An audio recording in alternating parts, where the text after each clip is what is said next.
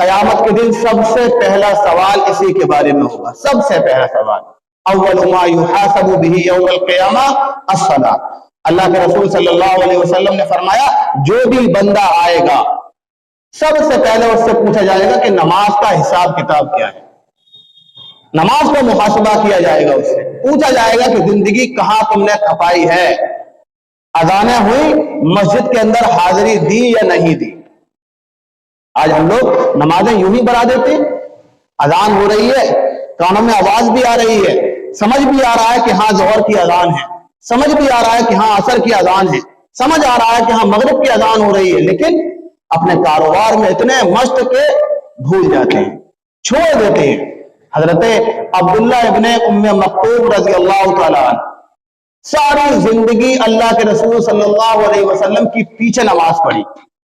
جب بہت ضعیف ہو گئے, بوڑھے ہو گئے, ہڈیاں جواب دینے لگی, نابینا شروع سے تھے, دکھائی نہیں دیتا تھا, لیکن پھر بھی گھر سے چل کر کے آتے تھے اور مسجد میں اللہ کے رسول کے پیچھے نماز پڑھا کرتے تھے.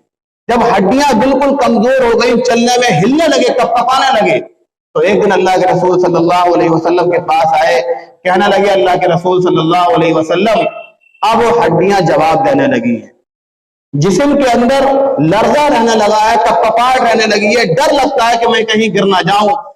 انداز میں پہلے سے ہی ہوں, میں آپ سے اجازت لینے آیا ہوں, اگر آپ کی اجازت ہو تو نماز گھر کے اندر ادا کروں. اللہ کے رسول صلی اللہ علیہ وسلم نے اجازت دے دی کہ ہاں بالکل آپ اپنے گھر کے اندر نماز پڑھ سکتے ہیں. حضرت عبداللہ ابن ام مکتوم رضی اللہ تعالیٰ عنہ تشریف لے گئے. حضرت جبرائیل علیہ السلام آئے اور کہا اللہ کے رسول صلی اللہ علیہ وسلم اللہ تعالیٰ فرماتا ہے کہ آپ نے اللہ سے مشورہ کیے بغیر ہی ام مکتوم کو اجازت دے دی. اللہ کے رسول صلی اللہ علیہ وسلم نے فرمایا تو اللہ کا کیا حکم ہے؟ کہا پہلے عبداللہ ابن ام مکتوم کو بلواؤ. ایک صحابی گئے ان کے گھر پر, ان کو پکڑ کر کے لے کر کے آئے, بٹھایا. حضرت جبرائیل موجود تھے, اللہ کے رسول سے کہا اللہ کے رسول صلی اللہ علیہ وسلم آپ ان سے پوچھیں کہ ان کے گھر پر آذان کی آواز جاتی ہے.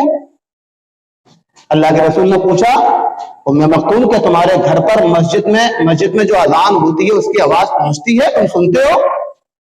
حضرت عبداللہ ابن ام مکتوم نے فرمایا اللہ کے رسول جی بالکل صاف آواز آتی ہے اور میں سنتا ہوں. تو حضرت جبرائیل نے فرمایا کہ اللہ تعالیٰ کہتا ہے کہ اگر تمہارے گھر کے اندر آواز جا رہی ہے اذان کی اور تم آواز اپنے کھلے کانوں سے سن رہے ہو تو تمہارے لیے جائز نہیں ہے کہ تم گھر کے اندر نماز ادا کرو, تمہیں مسجد میں ہی آنا پڑے گا. اب وہ بھی صحابی تھے, اللہ کے رسول صلی اللہ علیہ وسلم جیسا آپ کا حکم, آپ نے منع کیا تو میں چلا گیا, آپ نے منع کر دیا کہ نہیں مسجد کے اندر آنا ہے تو میں مسجد کے اندر ہی آؤں.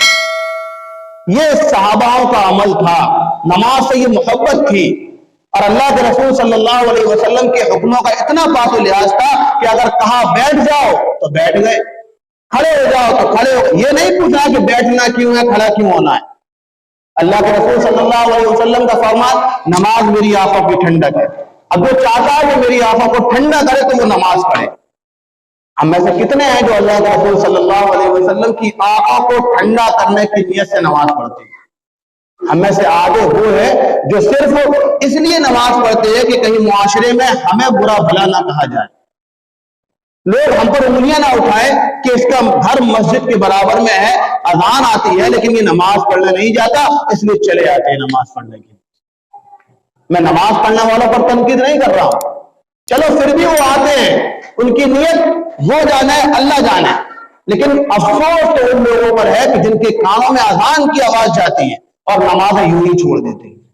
کوئی فکر نہیں ہوتی کہ کل ہمارے انہی کانوں کے اندر جس سے اذانوں کو سن کر بڑھا دیا ہے, جب شیشہ پگھلا کر کے ڈالا جائے گا تو کیا حال ہوگا.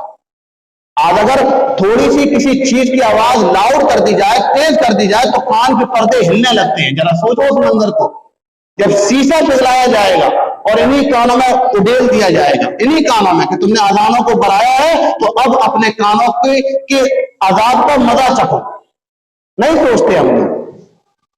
تو نماز جیسی عبادت کی پابندی کرنا سیکھیں, یہ اللہ کے سب سے بڑے قرب کا ذریعہ ہے, سب سے بڑے قرب کا ذریعہ. اگر نماز کے ذریعے ہم اللہ کا قرب حاصل نہیں کر سکتے تو پھر بھول جائیں کہ ہم دوسرے کسی عمل سے اللہ کا قرب حاصل کر لے جائیں گے، کبھی حاصل نہیں ہوگا۔